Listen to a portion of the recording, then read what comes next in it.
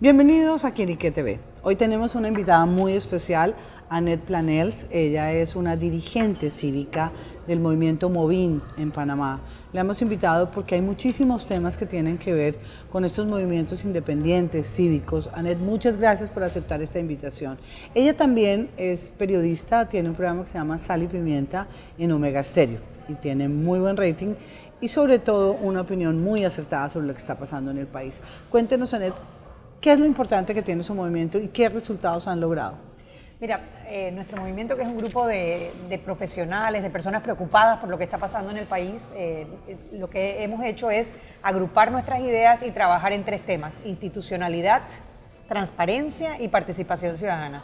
Y vamos a cumplir 5 años de estar caminando, de estar participando en discusión de proyectos de ley, como por ejemplo la ley de descentralización, la ley de imprescriptibilidad de los delitos de corrupción, la ley de contrataciones públicas para que sea más transparente, más equitativa, y a la vez hemos estado dando mucho seguimiento a las investigaciones, por ejemplo, en casos de corrupción, en el tema de transparencia, a fortalecer las instituciones, a que nuestros gobernantes nombren a las personas que tengan las competencias para los puestos de alta incidencia, es decir, magistrados de la Corte Suprema, fiscales, cosa que podamos garantizar que no haya impunidad o que no continúe la impunidad en nuestro país. Por otro lado, en el tema de participación ciudadana, nosotros estamos convencidos que tú no puedes tener una democracia sana si tú no tienes ciudadanos empoderados, ciudadanos que saben cuál es su rol en la democracia, que saben qué es lo que tienen que hacer para poder participar, que saben cómo participar, que más allá de solamente ir a votar cada 5 años.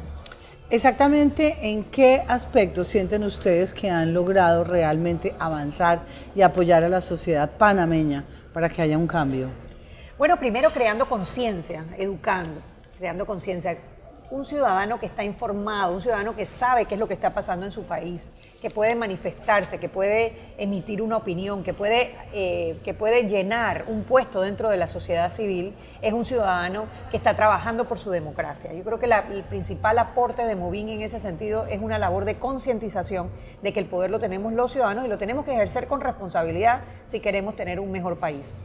Usted ha mencionado un punto muy importante, el de la imprescriptibilidad. Hay muchos capitales que se hicieron de manera ilícita en Panamá y no se va a poder juzgar. ¿Cómo hacer para cambiar o por lo menos para frenar este tipo de casos? Mira, la ley en Panamá es muy blanda en ese sentido. Es decir, en Panamá la prescripción es a la pena máxima. Es decir, si es un delito de 10 años, la pena prescribe a los 10 años.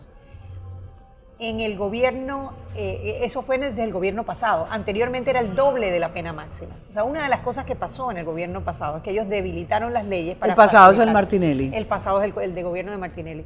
Por ejemplo, la prescripción era el doble de la pena máxima y ellos en el gobierno pasado lo bajaron a la pena máxima. Es decir, que todos los delitos que hayan sido cometidos anterior al gobierno de Juan Carlos Varela solo pueden ser investigados hasta su pena máxima. Estamos hablando, peculado puede ser 4 años. O enriquecimiento injustificado puede ser 10 años. O sea, no podremos ya más nunca investigar lo que ocurrió en el pasado. Eso suena muy preocupante. Hay otra cosa que es también interesante de revisar, es qué está pasando con estos nuevos movimientos independientes, porque pareciera que la gente se cansó de los partidos políticos. ¿Tienen futuro? Hay en este momento 3 candidatos que están, digamos, liderando la posibilidad de pasar a las elecciones. ¿Qué está pasando con estos nuevos personajes de la política? Yo creo que la ciudadanía está cansada de la oferta electoral de los partidos políticos. Los partidos políticos han sido parte del desgreño administrativo que tenemos en este momento, de la mayoría de los casos de corrupción, de que tengamos una Corte Suprema de Justicia con magistrados que no cuentan con la credibilidad de los ciudadanos, que algunos de ellos inclusive han sido mencionados en casos de corrupción. Todo esto ha sido responsabilidad de los gobiernos anteriores, entonces los principales partidos políticos tienen una responsabilidad muy grande en esto y el ciudadano rechaza hoy en día a los candidatos de los partidos políticos. Eso abre una oportunidad para esta oferta independiente que según nuestras leyes solamente pueden aspirar 3 personas, los 3 que más firmas consigan. El tema es que la ley también está hecha para favorecer a los candidatos de los partidos políticos, así que no la tienen fácil. O sea, cuentan en este momento por lo menos con la vista digamos, noble del ciudadano como para considerarlos como una opción. Pero no tendrían opción realmente. Bueno, la van a tener que trabajar y va a ser difícil. Yo creo que hay una oportunidad, pero creo que la van a tener bien difícil. Hay algo que también me llama la atención y es que como los mismos con las mismas, entonces son los mismos que hacen las leyes, que las hacen para ellos, ¿habría necesidad de hacer una reforma constitucional? Y si se hace, ¿qué sería lo primordial? Mira, sin duda nosotros tenemos que cambiar nuestra constitución, sin duda. O sea, hay cosas evidentes, hay una relación enferma entre el órgano ejecutivo y el órgano legislativo.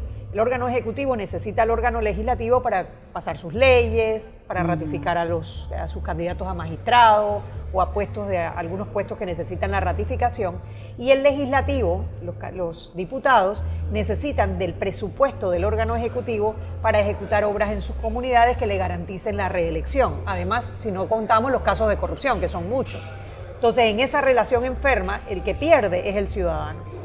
La otra relación enferma que existe es entre el órgano legislativo y el órgano judicial, porque según nuestra Constitución, los diputados investigan y juzgan a los magistrados y los magistrados investigan y juzgan a los diputados. Entonces hay una especie de acuerdo no hablado, exacto, en que yo no te investigo a ti y tú no me investigas a mí. Eso sin contar que existe una ley blindaje que les da una cantidad enorme de privilegios que casi que impide que puedan ser investigados. Y la prueba está en que a la fecha nosotros jamás en la historia de Panamá hemos condenado a un diputado de la República.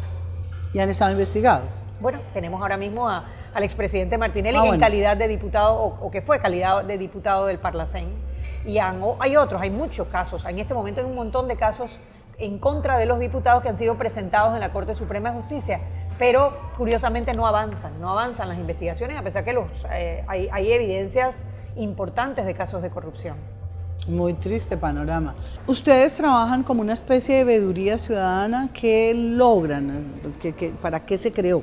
Sí, bueno, de hecho, uno de los proyectos que tenemos en Participación Ciudadana es una escuela de veedores. O sea, nosotros precisamente vamos a las comunidades y damos talleres para que los ciudadanos sepan cómo pueden participar. Lo hicimos en el marco del proyecto de la ley de descentralización, en donde les enseñamos, bueno, cómo tú puedes presentar un proyecto en tu comunidad, cómo puedes participar de las consultas ciudadanas, de los presupuestos participativos. ¿Y la gente sí está participando? Está poco ¿O está entendiendo? Es que tenemos que copiar la cultura de Medellín, ¿no? Que creo que es un ejemplo en el tema de participación ciudadana. De hecho, hemos traído personas expertas que trabajan estos temas en Medellín para que nos ayuden a ver cómo incentivamos a los panameños. El tema es que donde ellos ven que pueden incidir, entonces se incentivan a participar. Entonces es como tú sabes, ¿no? Un poquito, haz esto, cuando logras esto, entonces te entusiasmas y entonces participas un poquito más y un poquito más. Pero es toda una cultura que tenemos que romper.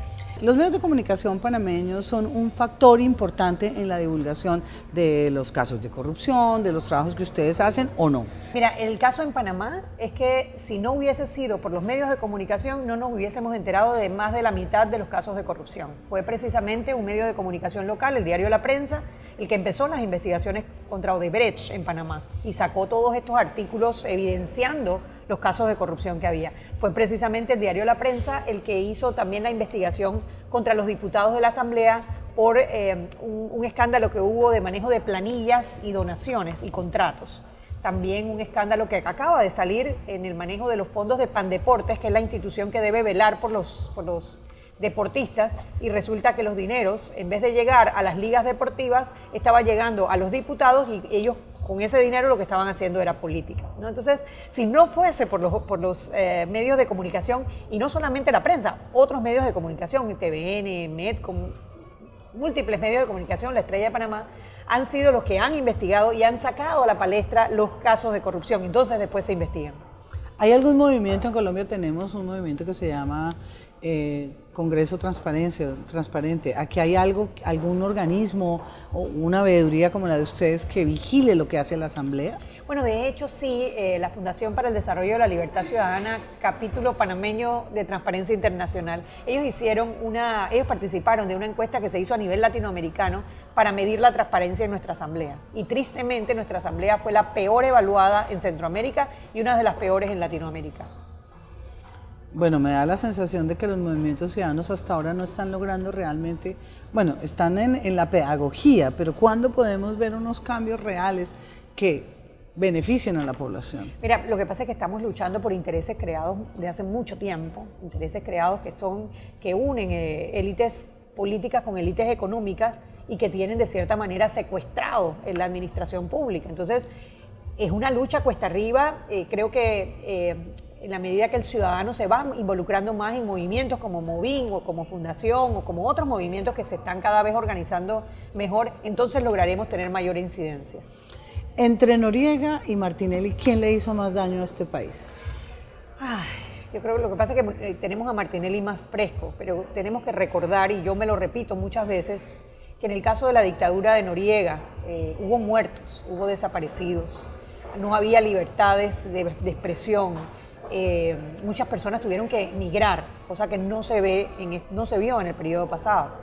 El problema con el gobierno de Martinelli, más que muertos, desaparecidos y libertades individuales afectadas, fue la destrucción de nuestras instituciones. Es decir, para poder nosotros volver a tener instituciones, por ejemplo, un órgano judicial con magistrados en los cuales podamos confiar, que podamos tener una Contraloría realmente fortalecida que pueda prevenir la corrupción, que podamos tener un Ministerio Público empoderado, que más allá de los intereses económicos o políticos, van a pasar muchos años, porque tú tienes que volver a atraer todo ese talento que se fue, tienes que fortalecer el marco institucional y crear toda una cultura de trabajo alrededor de la transparencia y el fortalecimiento institucional. Entonces, uno hizo un daño, muy evidente, de muertos y desaparecidos. El otro hizo un daño que quizás se ve menos, pero igual afecta la calidad de vida del ciudadano, porque igual tú tienes que no estás cumpliendo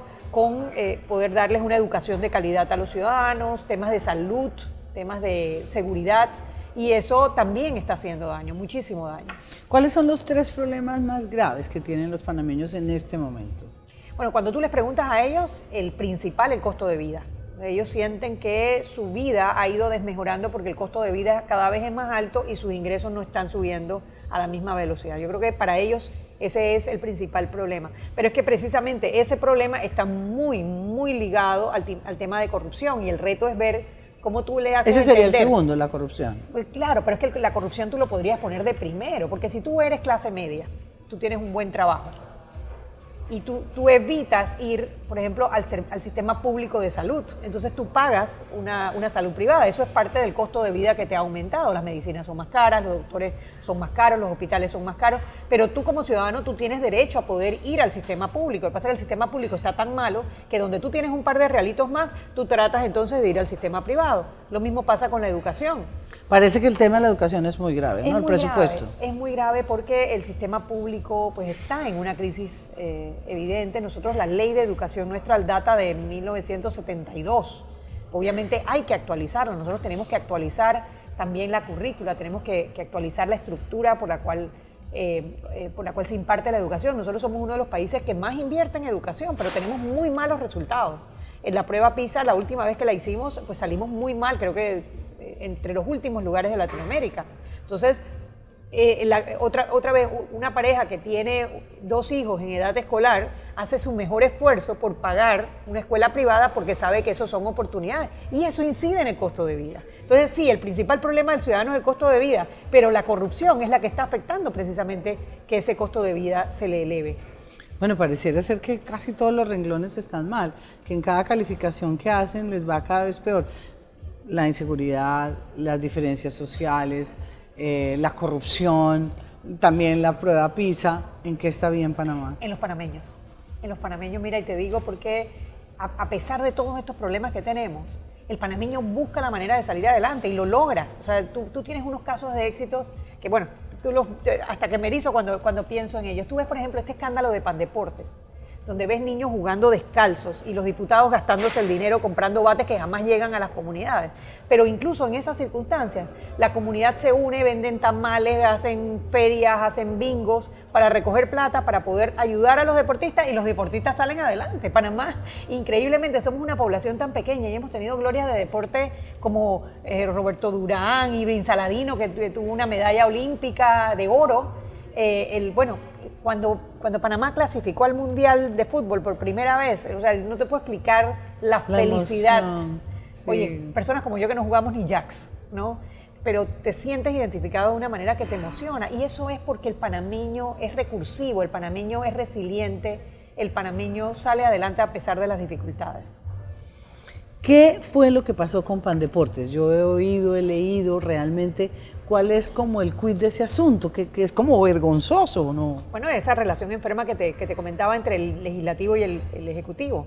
¿Qué pasa? El ejecutivo maneja el presupuesto. Entonces ellos les dan presupuesto a Pandeportes. Y ese presupuesto debería repartirse entre las federaciones, la Federación de Natación, la Federación de Fútbol, la Federación de Béisbol, etc. ¿Quiénes presiden las federaciones? Los diputados. Entonces, claro, como los diputados presiden las federaciones, ellos dicen qué hacen con ese dinero. Y hemos descubierto, a través de las investigaciones del diario La Prensa, que 14 millones de dólares que se dedicaron para Pandeportes, del cual 90% fueron a federaciones lideradas por diputados, tienen hasta 9 millones de dólares que no tienen ninguna justificación de los dineros que utilizaron. No, es escandaloso, es escandaloso. O sea, yo creo que esto en otro país la gente hubiese prendido la asamblea en fuego. Pero los panameños, otra cosa buena que tenemos es que somos pacíficos, somos tolerantes, quizás demasiado, porque sí deberíamos por lo menos castigarlos. Sí. Si no los podemos castigar penalmente, hombre, castiguémoslos socialmente y castiguémoslo también en las elecciones del 5 de mayo.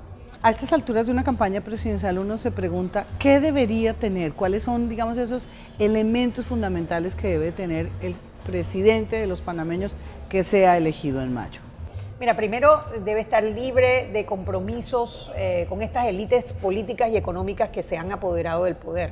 Y eso es lo que compromete tan fuerte a los que están corriendo por los partidos políticos. Porque ya, por ejemplo, tú ves los candidatos de los partidos políticos que salieron precisamente por el apoyo de los diputados, en todos. Los tres principales partidos son el Partido Revolucionario Democrático, cuyo presidente se llama Benicio Robinson y es diputado de la República. El secretario general, Pedro Miguel González, es diputado de la República. El Partido Panameñista, el presidente es José Luis Varela, hermano del presidente y diputado de la República. Partido Cambio Democrático, su secretaria general es Yanibel Ábrego, diputada de la República.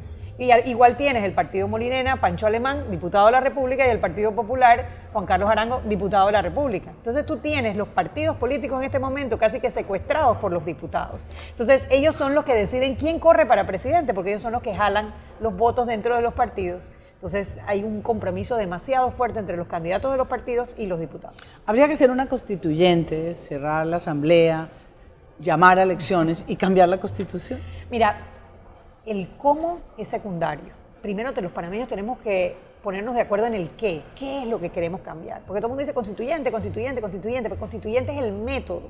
Pero tú no llegas al método hasta que tú sabes qué es lo que quieres cambiar. Porque una vez que tú como sociedad llegas a acuerdos, a grandes acuerdos de qué es lo que queremos nosotros, por ejemplo, en la independencia de los poderes del Estado, en cómo se manejan los presupuestos de cada órgano del Estado, en cómo se eligen los magistrados. Cuando tú llegas a esos acuerdos, ya después tú dices, bueno, puede ser por una reforma constitucional, que puede ser 2 asambleas y un referéndum, o 2 asambleas diferentes, o lo haces vía una constituyente paralela, o decides, no, vamos a hacerlo por una constituyente originaria, que es el otro método. En caso, saber qué quieren cambiar. Claro, como sociedad nosotros nos tenemos que sentar y dialogar, tenemos que llegar a consensos. No te digo que artículo por artículo, pero por ejemplo grandes temas nacionales, porque hay algo que los panameños valoramos muchísimo y estaría en peligro con una constituyente, y es el capítulo del Canal de Panamá. Me preguntabas en qué Panamá ha sido exitoso. En el Canal de Panamá. Sí. Nosotros no solamente recibimos un Canal de Panamá y lo hemos administrado con eficiencia durante ya 18 años, sino que además hicimos una ampliación y hemos, creo que son 4 veces la capacidad que teníamos antes para brindarle al mundo ese servicio. Entonces, si somos capaces de administrar el canal con eficiencia y estamos inclusive recibiendo dinero, cada año el canal le aporta al presupuesto general del Estado más de $1.000 millones. Si somos capaces de hacerlo, ¿cómo no vamos a poder manejar, por ejemplo, la Caja del Seguro Social o cómo no vamos a poder manejar las instituciones? O sea, el tema es eso, llegar a acuerdos y poder establecer cómo vamos a trabajar. Uno desde afuera ve cómo lo que usted dice, el canal es una fuente de ingreso enorme, fuente de es un orgullo panameño. Así lo es. Había muchas dudas acerca de las posibilidades que tenía el pueblo panameño de manejar el canal y de verdad han demostrado con creces que estaban más que preparados. Parece que tuvieron más problemas técnicos cuando estaban en manos de Estados Unidos. ¿Cómo se compadece? Y esto se lo he preguntado a todas las personas que he entrevistado, que Panamá tenga semejante riqueza y su pueblo esté tan mal. Bueno, es que ahí tienes nuevamente, viene ¿qué? La corrupción. Y el problema es que no vamos a poder erradicar la corrupción. Yo creo que ningún país lo ha podido hacer. Por ejemplo, en Alemania hay un escándalo ahorita de un banco que ha sido intervenido, del Deutsche Bank. El tema es que tú tengas los mecanismos para poder perseguir la corrupción y castigarla, para que tú desincentives a las personas que están en puestos en puestos de poder, en puestos de gobierno, para que no caigan en casos de corrupción. Y si caen, bueno, que haya penas duras, severas, y que tú nunca más permitas que esas personas regresen a administrar el Estado.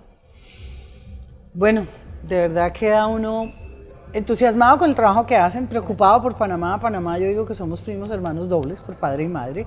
Tenemos muchos lazos que nos unen. Ojalá que las cosas mejoren y ojalá que ustedes puedan utilizar los canales Quienique TV y quienique.com. Está a la disposición de ustedes. Tenemos nuestro portal también en Panamá y está de verdad abierto a que ustedes culturicen a la gente, a que la gente tenga conciencia de eso. Un mensaje para esas personas que la están viendo. Bueno, yo creo que estamos viviendo tiempos muy difíciles, nos han dado un espejo gigante con las redes sociales y no nos gusta lo que estamos viendo. El tema es qué vamos a hacer con esa información. ¿Vamos a trabajar para hacer los cambios que necesitamos hacer o nos vamos a quedar criticando y criticando en las redes sociales? Hay que participar, hay que involucrarse, hay que empoderarse para ser partícipes del desarrollo del país y no solamente quedarnos en la queja.